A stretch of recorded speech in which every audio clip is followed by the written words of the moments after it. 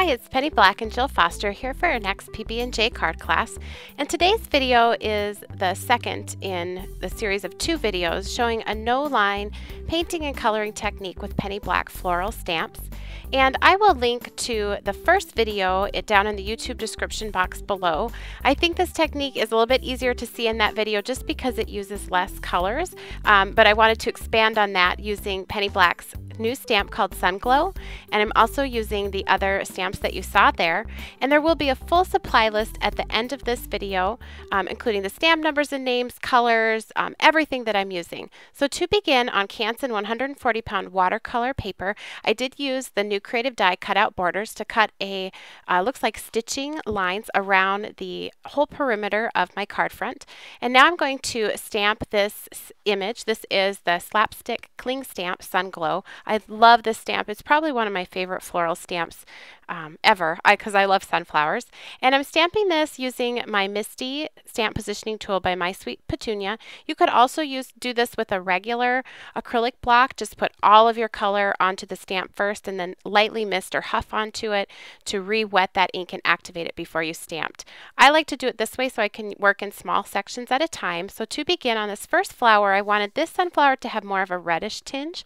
So I'm coloring using a Tombow dual brush pens directly onto the stamp and then just using the positioning tool, flipping it over and stamping that down. And I've chosen this ink because it is water soluble. So when I go in and add water to this, it's going to blend, and that's what will give me the no line look. You could also try this with other water soluble markers or even like the small distress ink pads. You could try it with distress markers. Whatever you have on hand, each are going to give a little bit different look. I like the Tombow dual brush pens because I find the color is really vibrant, and on the Canson 140-pound watercolor paper, it blends really easily.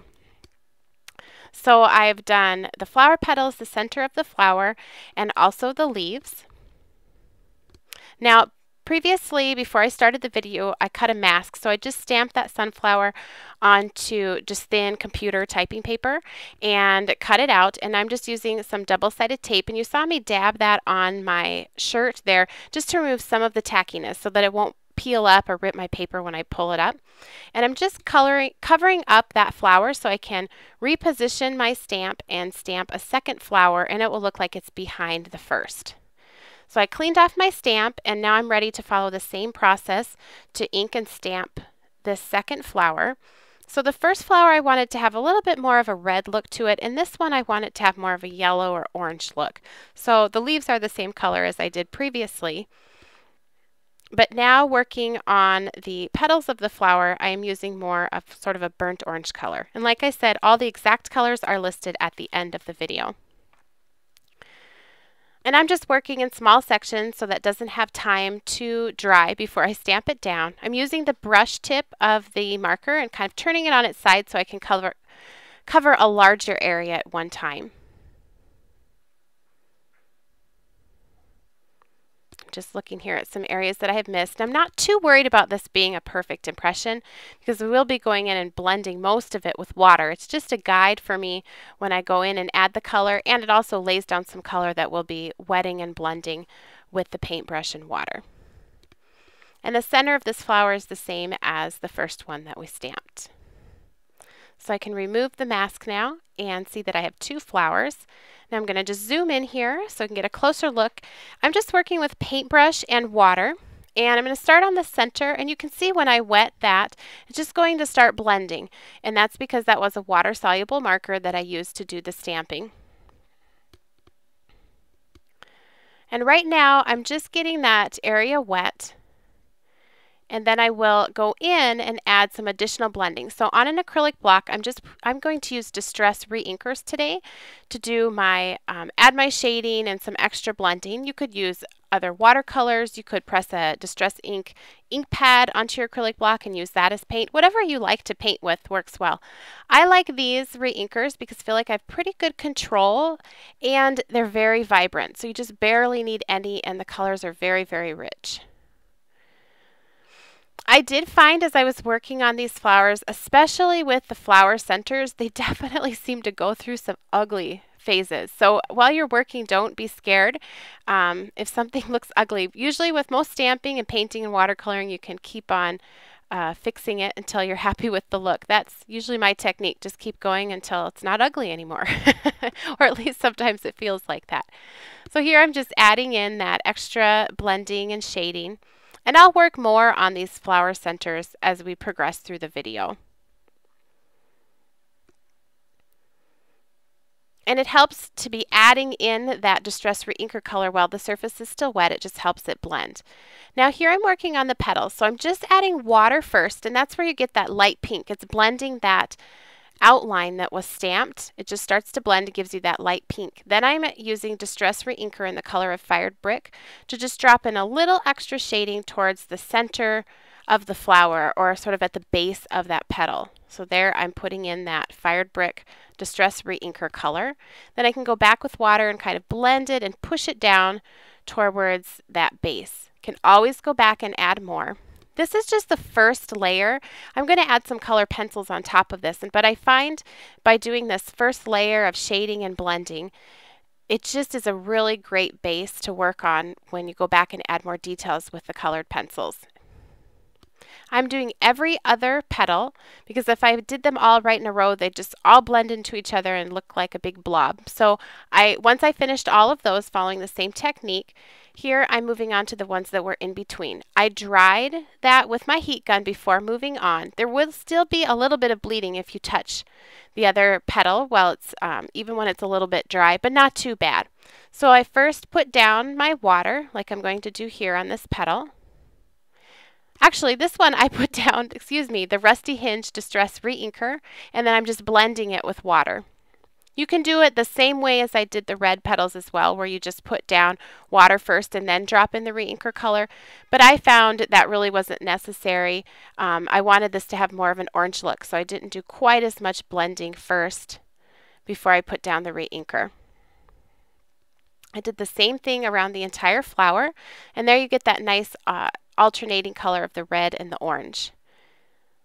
So I'm continuing to think about and sort of work through this center of the flower. And so right there was just water blending what had been stamped, and now I'm going back in with Gathered Twigs Distress Reinker and adding some shading. What I found was that the flower center really comes together with the colored pencil at the end. When I was able to pull a little bit of that brown out into the petals. So if you're working on this yourself, don't be scared if it looks like just a big brown circle right in the middle of all those pretty petals. It will come together in the end. Now I can lift some color too. So right there my brush was fairly dry, and I could go in while it was still wet and sort of lift up some color into that dry or thirsty brush, some people will call that. Now for these few outlying petals that are way in the back, I'm just taking Distress Reinker in the color of Fired Brick and painting on, it's pretty much a flat wash of that color. I just wanted a real dark, rich color there on those that are way in the background.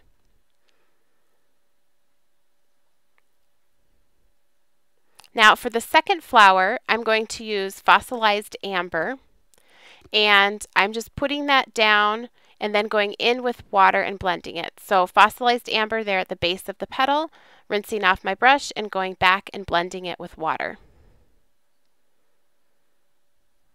I find with the Distress Reinkers used as watercolors, some colors lend themselves to more variation from light to dark, and others, no matter what you do, you just end up with more of a flat wash. And that Fossilized Amber is one that once it dries, it looks pretty flat, but that's okay.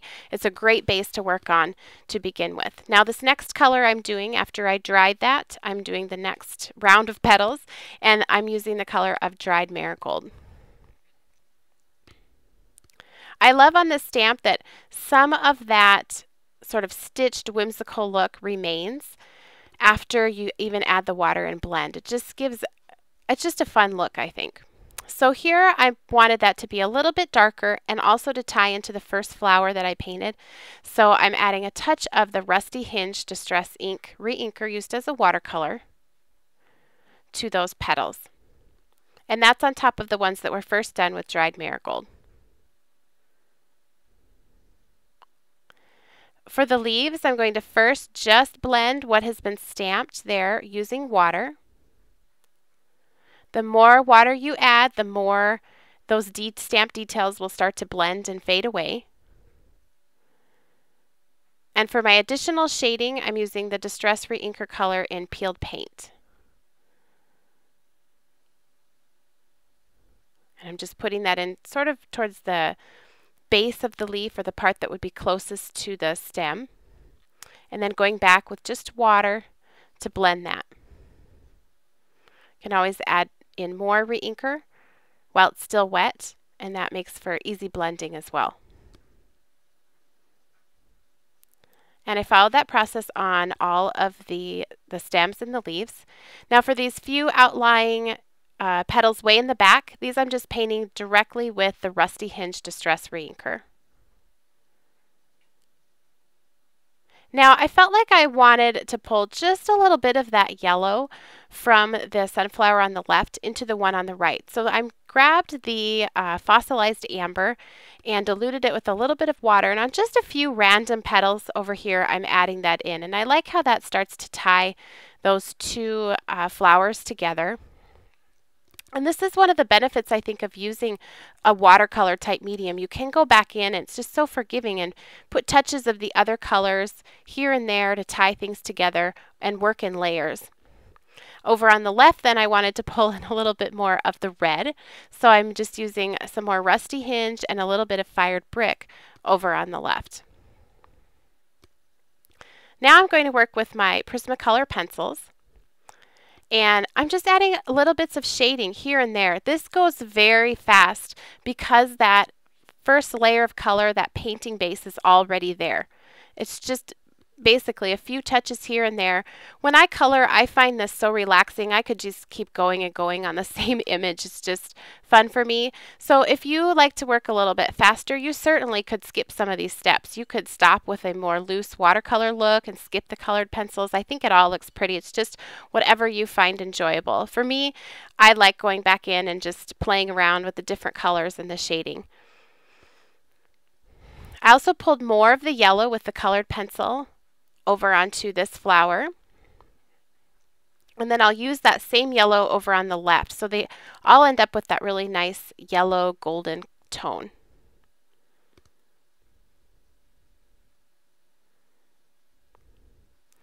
And some more orange shading over here. I just matched up basically a little bit darker version of what I had already painted. And all of the exact colors of the Prismacolor pencils are listed at the end of the video. Here's more of that golden yellow, just adding it onto the flower on the left.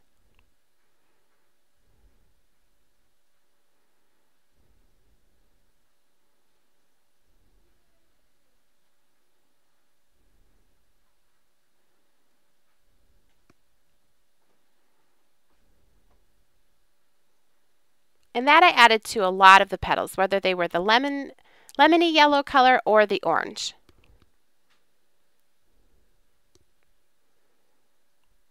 And back over here to just fiddle around a bit more.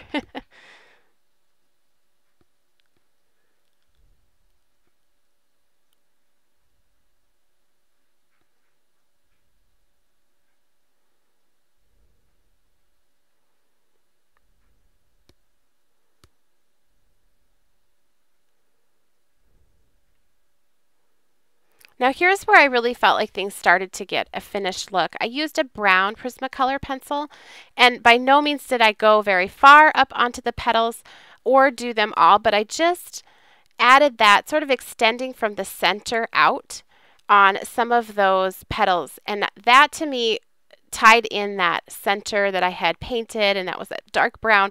I felt like it really finished off the whole image. I also added some additional shading with the colored pencil onto those flower centers as well, and kind of re-added or put back in those dots on the center, a few here and there. Some green on, just one green onto the stems and the leaves. Just followed the guide of the stamping that was already there.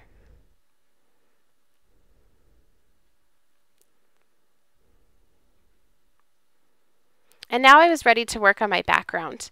So first I'm just putting down some water with my brush. I am using care to try not to touch with the wet brush any of the areas that I've already painted and colored. Now, it's impossible not to, or at least it was for me. So if you do pick up some of that color and it bleeds, just dab it up right away with a wet paper towel and it will be fine. I'm using, let's see here, Faded Jeans Distress Reinker as the watercolor. So I first put down the water and then I dropped in the color, and that just helps it blend from dark to light, darker by the image and then light as it extends beyond, and it helps keep it from getting some really harsh lines where the color stops and you want it to blend out into white. By working on that sort of damp surface, it's just more forgiving and gives you more time to blend and decide how light or dark you want that color to be. Once that was dry, I'm going to add some Distress ink using the Distress inks. This first color is Mowed Lawn, and an ink blending tool with a foam pad. And I'm just very lightly adding some of that green down at the bottom. I love the look of the Distress inks over the watercoloring. This is Broken China, and I'm just putting a little bit here and there. Just darkens up that color a little bit and evens it out if you have some blotchy areas that you don't want to look quite as blotchy.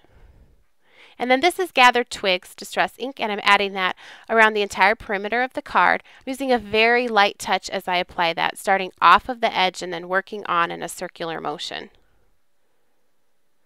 Next, I'm adding my sentiment. I'm doing this in the Misty just so I can stamp it multiple times because I am working on that watercolor paper and it does have some texture.